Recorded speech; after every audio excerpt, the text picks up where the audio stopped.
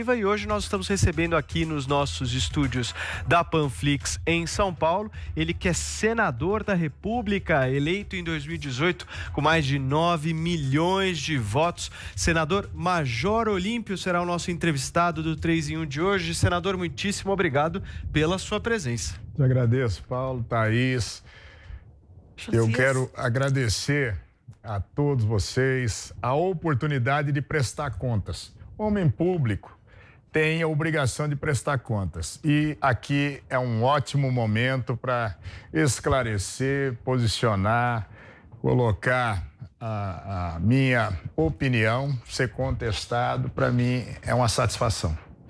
Muito bem, senador. E olha, para entrevistar o senador junto comigo, estão comigo os nossos dois comentaristas, meus dois companheiros aqui de programa, tanto a Thaís Oyama. Boa tarde, Thaís.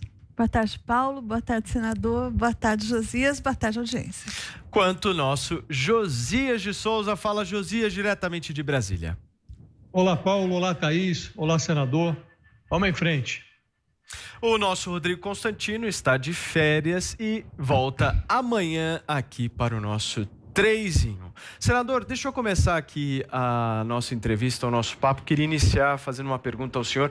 No próximo dia 21 de outubro, está marcada a sabatina com o indicado do presidente da República, Jair Bolsonaro, ao Supremo Tribunal Federal, o desembargador Cássio Nunes Marques.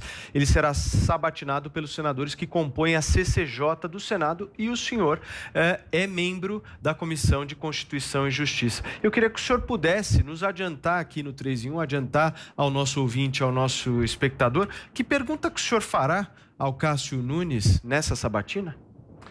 Olha, uma das questões que eu farei é que se ele faz um compromisso com o Brasil e com a CCJ, que se em algum momento ele, como ministro do Supremo, tiver que julgar algo em relação ao presidente da República ou familiares, se ele se declara impedido.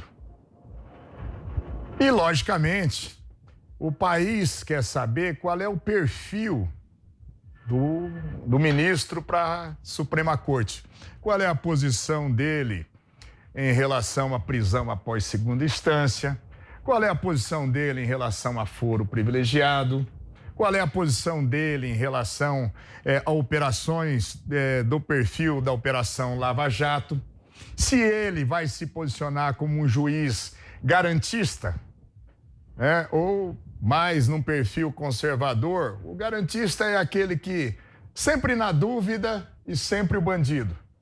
E isso tem um peso para a Suprema Corte, porque isso pode gerar uma tendência de 6 a 5, um perfil mais flexível do Supremo Tribunal Federal, que perigosamente pode ser um grande salvo-conduto e mostrar que no Brasil o crime compensa. Então, eu vou nessas perguntas, eu não estou emitindo juízo de valor sobre o ministro ou o candidato a ministro do Supremo, haja vista que eu tenho até a obrigação de sabatiná-lo antes.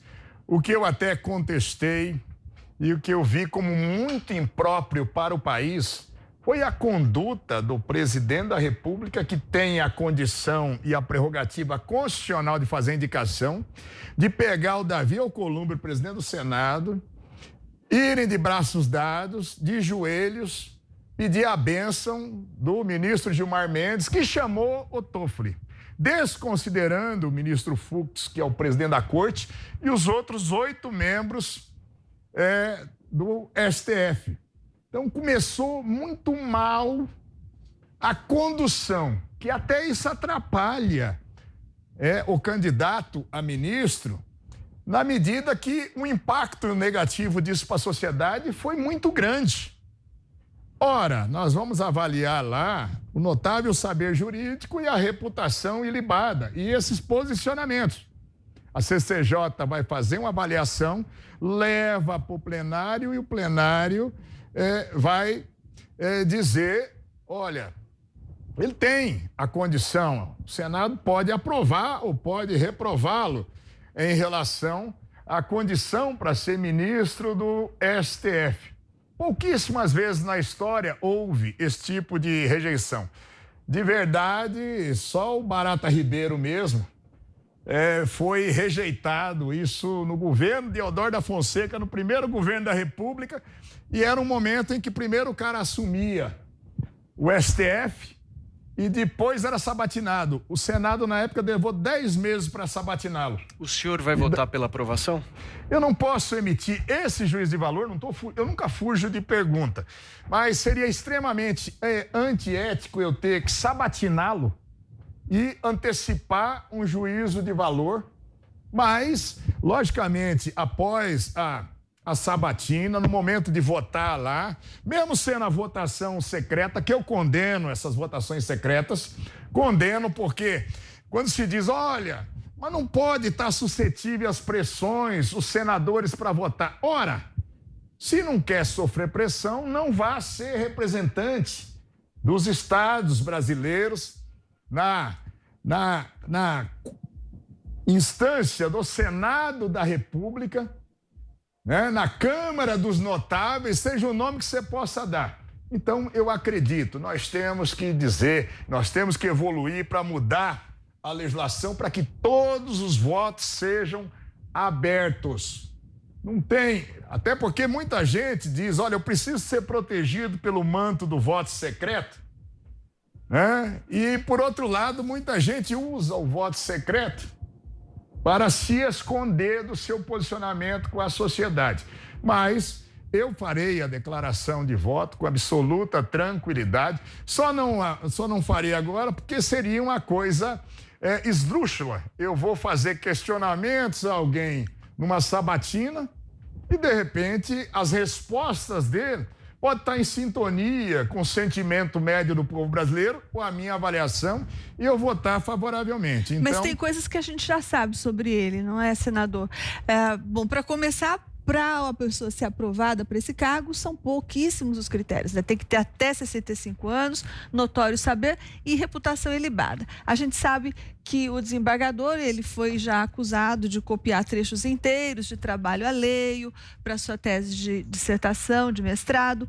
Ele também foi investigado pelo TCU, quando ele teve o escritório de advocacia.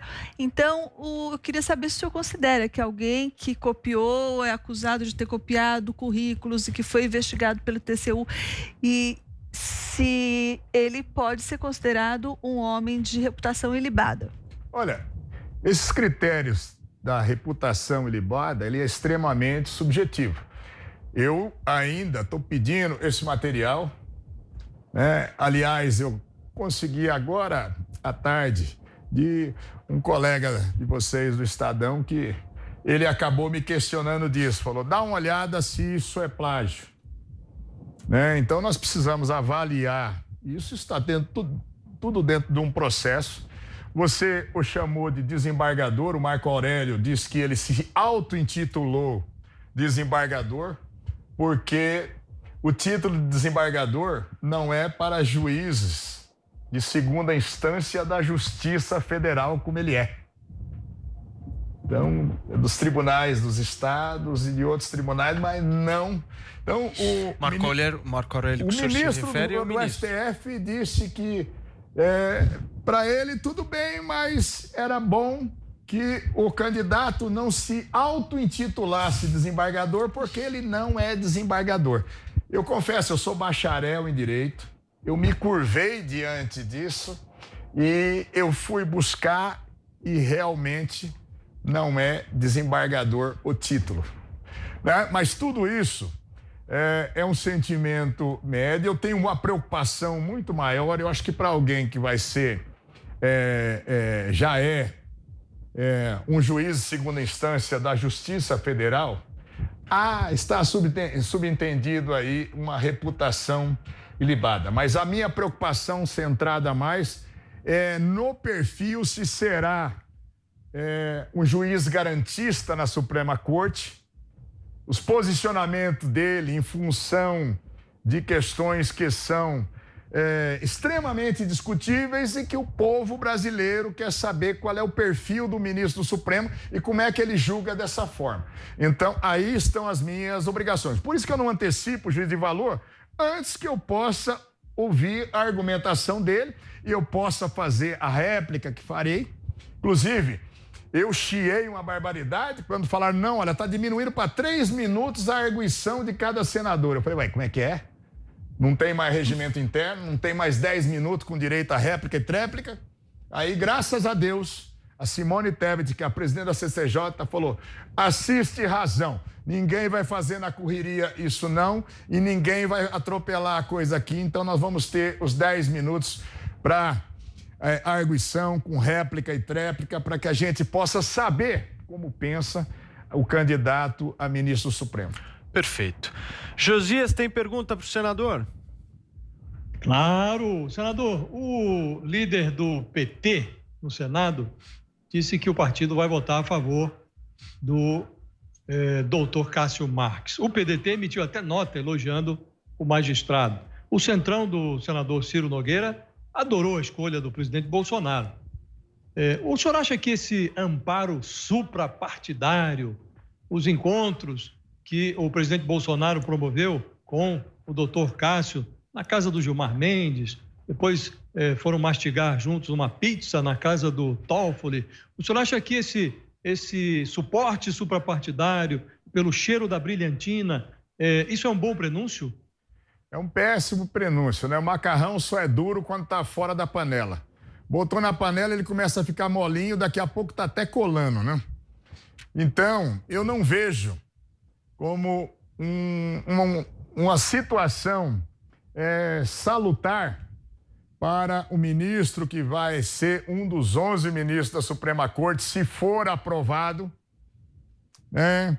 Ter esse tipo de insinuação de compadrio dessa natureza, porque não existe almoço de graça. Alguém vai pagar essa conta depois. E a isenção que deve ter qualquer juiz, e principalmente na Suprema Corte, no Supremo Tribunal Federal, é fundamental. Se nós aprovarmos o doutor Cássio Nunes, é naquele pressuposto que ele assuma com as garantias constitucionais, mas com as obrigações de estar na mais alta corte brasileira e ser absolutamente isento, principalmente a classe política. E não, essa circunstância eu acho muito ruim, eu estou vendo esses fechamentos de questão sem fazer a sabatina, quer dizer, já estão desconsiderando a CCJ. Eu vejo o Davi Alcolumbre no momento que ele pegou, foi de braços dados com o Bolsonaro na casa do Gilmar Mendes. Ele já disse, olha, para que CCJ? Para que 80 senadores se eu já resolvi que esse é o cara? Eu não vejo isso como bom para a democracia, para a justiça, para o Brasil.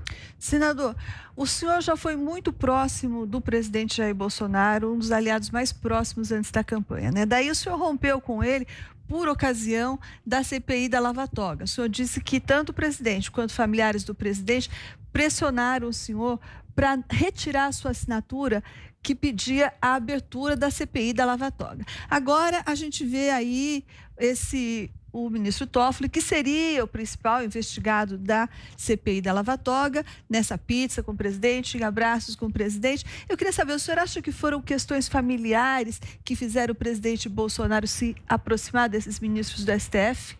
Olha, eu não acho, eu tenho certeza. Quando o presidente, primeiro o filho dele, senador, e depois ele mesmo pessoalmente comigo, me pediu para tirar a assinatura da CPI Lava Togas, para retirar o pedido de impeachment que eu tinha feito contra o Toffoli, para eu sair do Muda Senado, porque era um grupo independente e eu, sendo próximo a ele, poderia parecer que era contra. Eu sempre disse, presidente, não me peça a única coisa que eu não posso entregar. São as minhas convicções, que são as suas convicções. E naquele momento eu falei, o deputado Jair Bolsonaro, se alguém fosse pressioná-lo para retirar uma assinatura na CPI, e ele comigo disse, Estou falando para vocês da primeira vez agora. Eu jamais faria. Pois é a mesma coisa. Não me peça. Houve essa ruptura, daí eu passei a ser o traíra, o pior dos inimigos, essas coisas todas. Eu não me considero traíra porque entre a convicção, a Constituição, os princípios, o que nós saímos dizendo, colocamos no santinho de campanha. Eu coordenei a campanha do Jair Bolsonaro no estado de São Paulo. Ele sofreu aquele atentado e ficou fora de combate, literalmente. Eu montei a chapa em São Paulo, eu acreditava mesmo, eu fui dizer, nós vamos mudar o país. E depois, com a circunstância dessa, e era naquele momento para proteger, naquele momento eu achava, era para proteger só um dos filhos. Hoje eu tenho a convicção que era para proteção da família toda, inclusive ele. Se naquele momento eu achava que o Queiroz era um sujeito que acabou até enganando o jovem deputado estadual, filho de um amigo, hoje a minha convicção era que o Queiroz era um gerente de uma holding familiar, um gerente financeiro. Então, só para voltar um pouco, o que ele dizia quando pedia para o senhor retirar a sua assinatura da CPI da Lava Toga? Qual era o argumento que ele usava? Até foi falando até um palavrão, falou, esses do Supremo, você sabe como é que é, se esses caras quiserem, eles travam o governo, acabam comigo, então nós temos que manter um bom relacionamento. E eu disse, presidente, cada um tem a sua missão constitucional. O Senado, está escrito ali, nós sabatinamos, nós não vamos sabatinar o doutor Cássio Nunes, é a nossa missão, também está escrito na Constituição, que se tiver que investigar, é a única instituição que pode investigar condutas do Supremo Tribunal Federal. Como é que nós vamos abrir mão de obrigação? A interpretação foi que eu queria atrapalhá-lo, e isso eu nunca quis fazer, até hoje. Eu quero distância pessoalmente, já escolhi meu lado da lei e da vida, não quero saber das benesses, não quero estar próximo, mas a maioria das matérias de governo, as necessidades, eu voto favoravelmente. Eu quero distância da figura do presidente, mas eu não quero distância do país. Eu queria entrar exatamente nessa linha da distância da figura com o presidente e falar do seu partido, que é o PSL. O PSL é um dos partidos que possui a maior estrutura de dinheiro público que existe do fundo eleitoral e do fundo partidário. São cerca de 200 milhões de reais que vocês utilizarão agora para as campanhas devido ao bom desempenho que houve na campanha de 2018. Mas o presidente Jair Bolsonaro saiu do PSL e parece que as candidaturas que vocês lançaram em 13 capitais aqui do Brasil não vão nada bem. Se a gente for analisar, a melhor candidatura que vocês têm nas pesquisas que foram feitas até então é a candidatura em Palmas da Wanda Monteiro, que tem apenas 8% das intenções de voto. A segunda melhor candidatura do PSL é a do Fernando Francischini, que está em segundo lugar lá no Paraná, com 6%, mas perde para o primeiro colocado, que está com mais de 45% das intenções de voto. Aqui em São Paulo, a candidata Joyce Hasselmann não consegue bater os seus 2%, ficando atrás até de candidatos como, por exemplo, o Mamãe Falei, que bate os seus 3%. No Rio de Janeiro, o Luiz Lima tem apenas 1%, também é do PSL. Como é que o senhor explica essa saída do presidente Jair Bolsonaro do PSL e esse baixíssimo desempenho do partido até o momento nas eleições municipais? Eu diria exatamente até o momento. A partir da semana agora nós passamos a ter o horário eleitoral, que não é gratuito também, né? E aí nós vamos ter a divulgação mais efetiva das nossas candidaturas. Se só as pesquisas demonstrassem o que pode acontecer na eleição, eu não estaria aqui, porque até a véspera da eleição eu era o 4º colocado na disputa para o Senado. candidatura da Joyce vai crescer, do Luiz Lima, no Rio de Janeiro, vai crescer. Francisquini vai crescer, ele está lá disputando com o Greca. Fala, olha, o Greca pode ganhar no primeiro turno, mas o segundo é o Francisquini e vai subir muito agora com o tempo de televisão. Né, agora, eu vou te dizer uma coisa. 47% contra 6%. Pois é, nós já vimos aqui eleição, inclusive na cidade de São Paulo, quando começou a ter primeiro turno, que o primeiro colocado estava por vencer num turno só e foi para um segundo turno com alguém que fez 11%. Então, isso pode acontecer num cenário com vários candidatos. A saída do presidente do PSL foi com o momento que eu disse, que ele morava sozinho e fugiu de casa. O presidente tinha tudo no PSL. Ele era a única figura exponencial do PSL. E o presidente foi levado a erro aí por filho ganancioso, por advogados, dizendo, olha, nós precisamos tomar o PSL, nós precisamos pegar o fundo de financiamento de campanha, nós precisamos disso. Induziram o presidente a erro nisso, tanto que ele já tentou reverter o erro cometido. Agora, com o presidente ou sem o presidente, eu não vejo que alteraria o posicionamento do PSL ou dos seus quadros. E ele pode voltar aos quadros do PSL, senador? Olha, eu já disse isso, né? No momento em que ele voltar, vai ser o momento da minha saída. Eu vou fazer toda a força do mundo para que isso não aconteça. Por quê? Quem saiu agredindo o partido, agrediu a direção do partido, foi o presidente, agrediu a todos nós. Então, eu não vejo, eu vi um grupo até, que eu digo de moscas varejeiras, inclusive do PSL, que cercam o Palácio do Planalto, aquela mosca que fica tentando girar em torno do doce, dizendo, olha, chefe, fica tranquilo que nós vamos trazer todo mundo de volta aqui, nós vamos trazê-lo para o partido. Ele achou que ia ser ungido. Aqui nós em São Paulo, a direção estadual, o Bozella, a Joyce, que hoje é candidata, dissemos, não queremos. São Paulo não aceita isso, outros estados também. O senhor não acha que o senhor deve, pelo menos uma pequena parcela da sua eleição ao presidente da República? Eu devo bastante, não é uma pequena parcela. O mínimo, assim, o senhor não acha que o senhor hoje é senador graças a essa repercussão que o presidente da República teve? Também, é lógico que eu devo. Agora, eu devo ficar sujeito, por exemplo, a negar princípios de vida e retirar a assinatura de uma CPI, retirar um pedido de impeachment, participar de acordo, bater palma para acordar com o Centrão. Uma coisa é ser aliado, outra coisa é ser alienado. Tanto que o governo em si, eu tenho um ótimo relacionamento com todos os ministros.